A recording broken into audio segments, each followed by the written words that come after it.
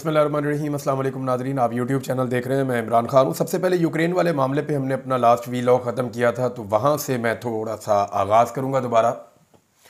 अब नई डेवलपमेंट ये है कि डोनाल्ड ट्रंप ने जो कुछ किया यूक्रेनी सदर के साथ, और यूक्रेनी सदर के बारे में जो कुछ अमेरिका या अमेरिका की मौजूदा हुकूमत ने किया, उन्हें लगता है कि इन्होंने हमें लूटा है।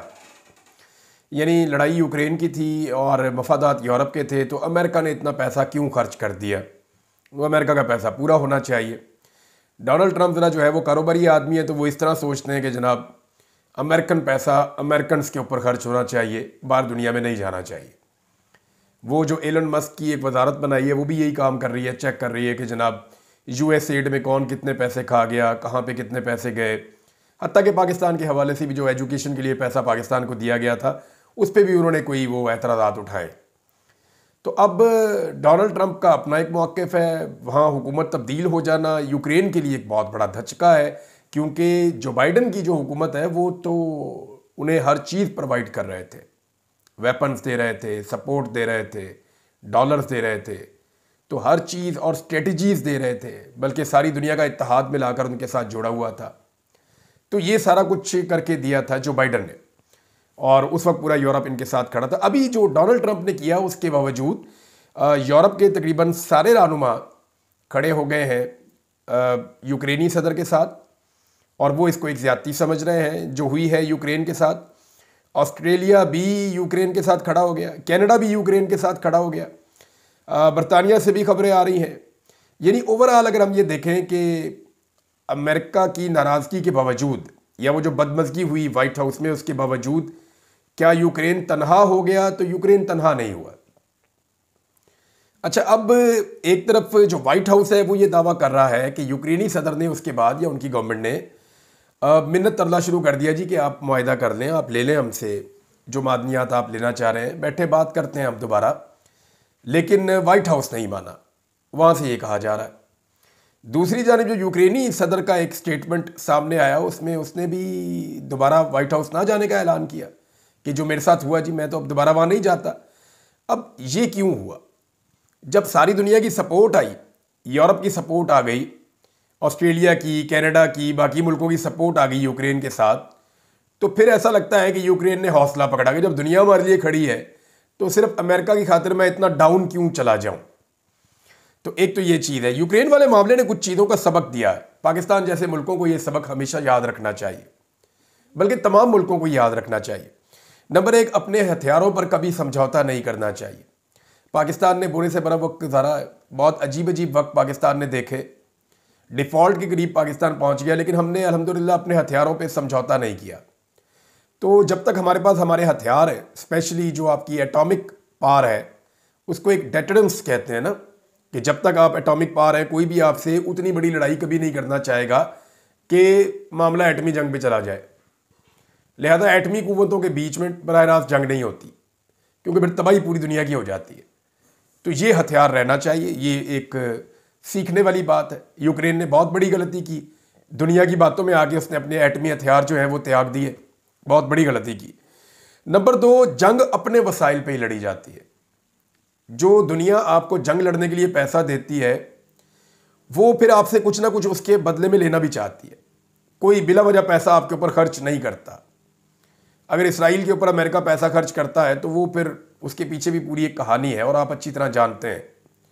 और समुद्री रस्तों के लिए ज़्यादातर ममालिक जो है वो एक दूसरे को सपोर्ट कर रहे होते हैं, और ये जो अलाइंस बनते हैं मुख्तलिफ ममालिक के, जो दिफाई नुक्ता नज़र से बनते हैं, वो भी तिजारत को मद्देनज़र रख के बनते हैं कि कहाँ से कौन कितना पैसा कमा सकता है। नंबर तीन, दूसरों पर इन्हिसार से हर हाल में बचना चाहिए। दिफाई शोबे में ख़ास तौर पे आपको खुद कफील होना चाहिए। नंबर चार, आजकल के दौर में मुआशी ताकत ही असल ताकत है, ये सबको समझना पड़ेगा। लेकिन ये बात जो हम सुनना शुरू हुए ना, ये नवाज शरीफ के दौरे हुकूमत में ये बात सामने आना शुरू हुई। परवेज़ मुशर्रफ के दौरे हुकूमत में भी ये बात होती थी, लेकिन उस वक्त भी इतने शद और मत के साथ ये बात नहीं होती थी। चंद लोग ये बात कहते थे कि जिसकी मईशत तगड़ी होगी वो ज़्यादा जंग लड़ सकेगा। लेकिन वक्त गुजरने के साथ साथ अब ये साबित हो चुका है कि जितनी आपकी मईशत मजबूत होगी, उसके ऊपर आपका इन्हिसार होगा, उतनी आपकी लड़ने की कैपेसिटी होगी। अगर आपकी मईशत ठीक नहीं है तो आप फारिग हैं। और एक चीज़ और जिसे हमें याद रखना पड़ेगा कि अंदरूनी इत्तेहाद, यानी किसी भी मुल्क में उस मुल्क के इदारे, उस मुल्क की हुकूमत और उस मुल्क की जो अवाम है, उन्हें एक पेज पर होना चाहिए। स्पेशली दिफा के मामले में सबको इकट्ठे होना चाहिए। यहाँ पे फ़ौज में, इदारों में, अवाम में, हुक्मरानों में जब खलीज पैदा होती है तो उससे मुल्क कमज़ोर होता है। और खलीज पैदा होने की मल्टीपल रीज़न्स हो सकते हैं ना। पाकिस्तान में भी इसका एक रीज़न है, वो ये है कि पाकिस्तान में एक जाली हुकूमत बनाई गई है, यानी एक ऐसी हुकूमत जिनके पास मैंडेट नहीं था पब्लिक का, तो उसकी वजह से पब्लिक का एक एस्टेब्लिशमेंट के साथ एक फ़ासला बढ़ गया है।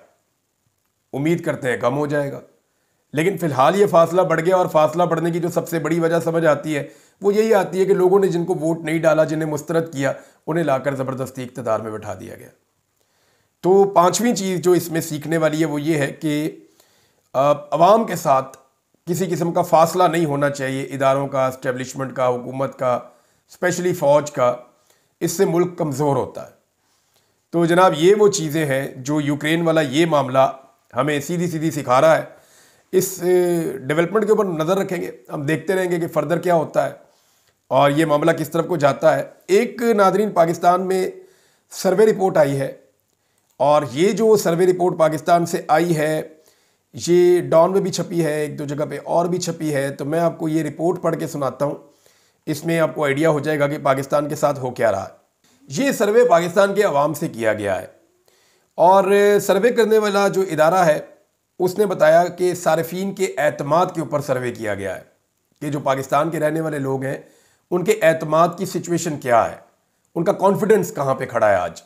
लेकिन जब तक लोगों को एतमाद नहीं होता ना, तब तक मुल्क आगे नहीं बढ़ते, तब तक इन्वेस्टमेंट नहीं होती, तब तक तरक्की नहीं होती। तो लोगों का एतमाद सिस्टम के ऊपर जब बढ़ता है, निज़ाम के ऊपर जब बढ़ता है, तो फिर मुल्क ऊपर की तरफ टेक ऑफ करता है। और जब बदएतमादी बढ़ती है तो फिर मुल्क नीचे की तरफ जो है वो लैंडिंग करता है। तो अब इसमें जो है वो डॉन में शाया होने वाली रिपोर्ट के मुताबिक पाकिस्तान के अंदर हर 10 में से 7 पाकिस्तानियों का ये ख्याल है कि मुल्क गलत रास्ते पर गामजन है। सर्वे के मुताबिक हर 3 में से 2 पाकिस्तानी, यानी 2/3 पाकिस्तानी जो हैं वो मुल्क की मौजूदा माशी हालत को कमज़ोर करार देते हैं। सर्वे में ये भी दावा किया गया कि 88% पाकिस्तानी यौमिया घरेलू ख़रीदारी करने पर मुतमईन नहीं है। यानी वो ये कहते हैं कि जो ख़रीदारी हम अपने घर के लिए करते हैं मुझसे मुतमईन नहीं है, यानी कैपेसिटी से चीज़ें आगे जा रही हैं, वो नहीं कर पा रहे। और ये 88% लोग हैं। कभी ये फिगर 50% या 40% हुआ करता था या इससे कम हुआ करता था। अब ये वाला फिगर जो है वो 88% तक चला गया है। सर्वे के मुताबिक हर 5 में से 3 पाकिस्तानियों को लगता है कि अगले 6 माह में इनके ज़ाती माली मामलात जो हैं वो मज़ीद कमज़ोर हो जाएंगे। यानी ज़्यादा लोग मायूस हैं और उन्हें लगता है कि उनके हालात बेहतर होने की बजाय ख़राब हो जाएंगे। जबकि 5 में से सिर्फ 1 आदमी, यानी पूरे पाकिस्तान के अंदर से सिर्फ 20% लोग ऐसे हैं जो ये समझते हैं कि उम्मीद बाकी रखनी चाहिए या जो पुरउम्मीद दिखाई देते हैं। तकरीबन 88% मुस्तकबिल में सरमायाकारी के बारे में पुरएतमाद महसूस नहीं करते। यानी 88% पाकिस्तानी ऐसे हैं जो ये कहते हैं कि पाकिस्तान में अगर हम मुस्तकबिल में कोई सरमायाकारी करेंगे तो उसमें फ़ायदा नहीं, उल्टा नुकसान होगा हमें। हर 10 में से 8 पाकिस्तानी अपनी मुलाजमतों के बारे में ख़ुद को महफूज नहीं समझते। यानी जब मुल्क महफूज नहीं होता, लोगों में कॉन्फिडेंस नहीं होता, तो फिर ऐसा होता है। लोगों को लगता है कि जो आमदन वो कमा रहे हैं या जो नौकरी वो कर रहे हैं ये भी शायद महफूज ना रहे। वैसे सबसे ज़्यादा गैर महफूज तो इस वक्त सहाफ़ियों की नौकरियाँ हैं। किसी वक्त भी किसी की भी नौकरी जा सकती है। किसी को पता ही नहीं है कि वो कब तक अपनी नौकरी के ऊपर बैठा हुआ है और कब तक ये तनख्वाह उसे मिलती रहेगी। और देखें ना, अभी आप 5-6 सहाफ़ी ऊपर नीचे ऑफियर हो गए हैं और इतने ही जो हैं वो अभी रेडार के अंदर हैं और उन्हें भी इस किस्म की सूरत-ए-हाल का और दबाव का सामना है कि आने वाले दिनों में उनके प्रोग्राम बंद हो सकते हैं। तो इकट्ठे तो पाकिस्तान के सहाफ़ी हो नहीं पा रहे, मिल के बात कर नहीं पा रहे, तो एक एक करके सारे नौकरियों से फारिग होते जा रहे हैं। नादरीन, एक डेवलपमेंट हुई है वो मैं आप तक पहुंचाना चाहता हूं। नईम हैदर पंजूथा साहब ने इसके ऊपर एक ट्वीट किया, पहले मैं वहां से आपको पढ़ के सुनाता हूं। खबर देख लें आप। खबर ये है कि ATC जो एंटी टेररिस्ट कोर्ट है उसने पाकिस्तान तहरीक इंसाफ के 26 नवंबर वाले एहतजाज के मौका पर 6 रेंजर्स एहलकारों पर गाड़ी चढ़ाने के केस में मुलजिम हाशिम अब्बासी की दरख्वास्त ज़मानत बाद अज गिरफ्तारी मंजूर कर ली है। ये 3 महीने पुराना वाक़या अगर आपको याद हो तो, और 26 नवंबर से एक दिन पहले की बात है जब पाकिस्तान तहरीक इंसाफ अपना एहतजाजी काफिला लेकर रास्ते में थी और आ रही थी।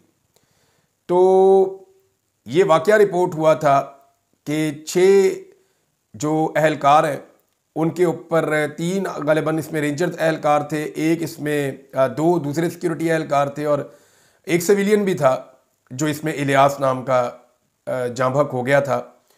तो ये गाड़ी चढ़ा दी थी। कुछ लोग रिपोर्ट कर रहे थे कि रेंजर्स की गाड़ियां बहुत तेज़ी से वापस भागी हैं, उसमें ये एक्सीडेंट हुआ है। कुछ रिपोर्ट किया गया कि ये हाशिम नामी एक शहरी है, उसकी गाड़ी के नीचे कुचले गए हैं रेंजर्स के एहलकार, और उसके बाद पाकिस्तान तहरीक इंसाफ पे इसका एलिगेशन भी लगाया गया था और बड़ा शोर मचा था पाकिस्तान के मीडिया पे।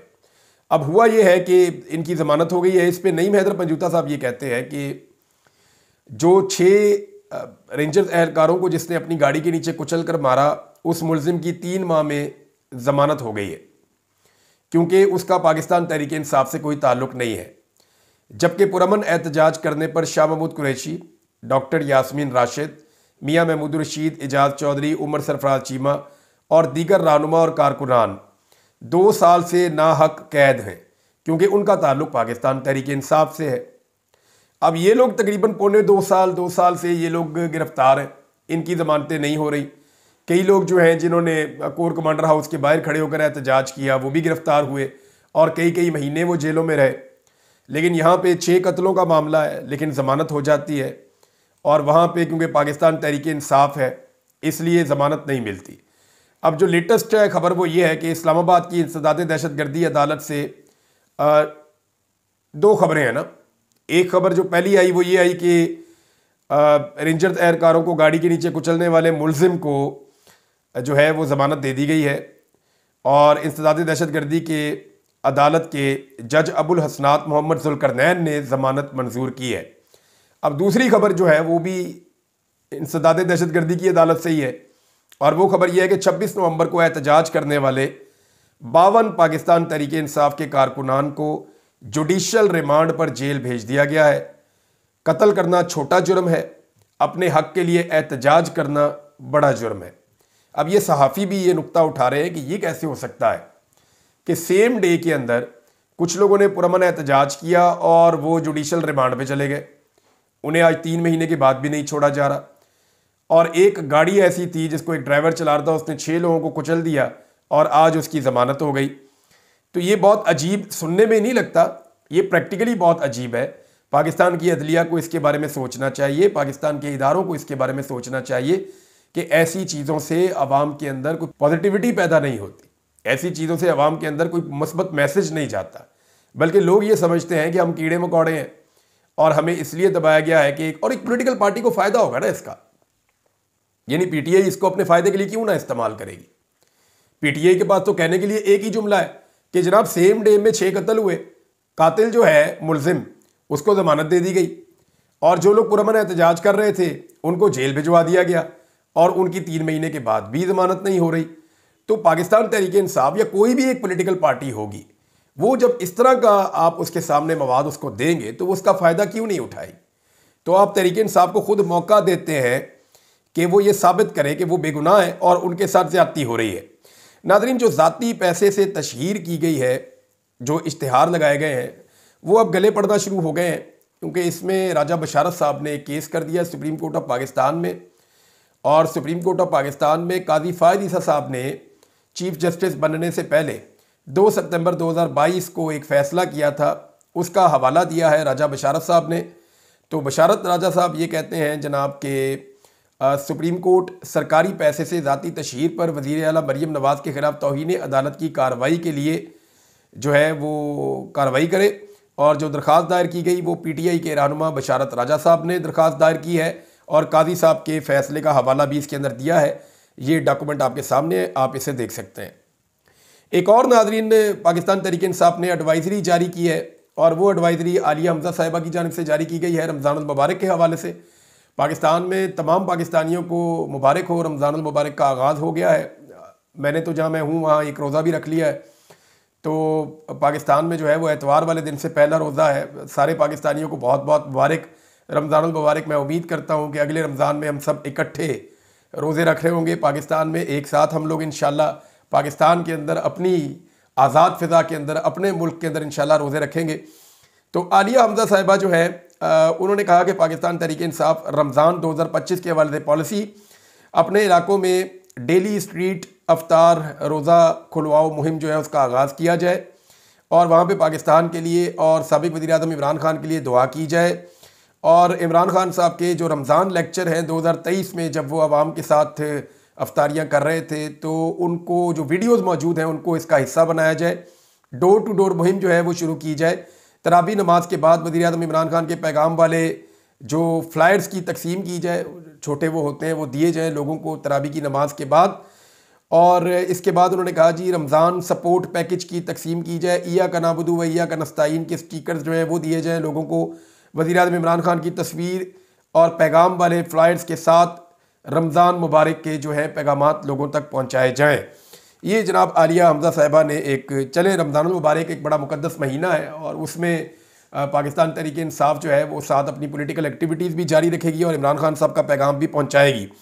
नाज़रीन, एक बड़ा अफसोसनाक वाक़या पाकिस्तान में हुआ और ये वाक़या दारुल उलूम हक्कानिया में हुआ। वहाँ पे एक दहशतगर्दी का हमला हुआ। वाक़या आप सब जानते हैं, आप सबको पता है कि किस तरह की दहशतगर्दी हुई है। इससे पहले मौलाना हामिदुल हक साहब के वालिद मौलाना समीउल हक साहब को शहीद कर दिया गया था।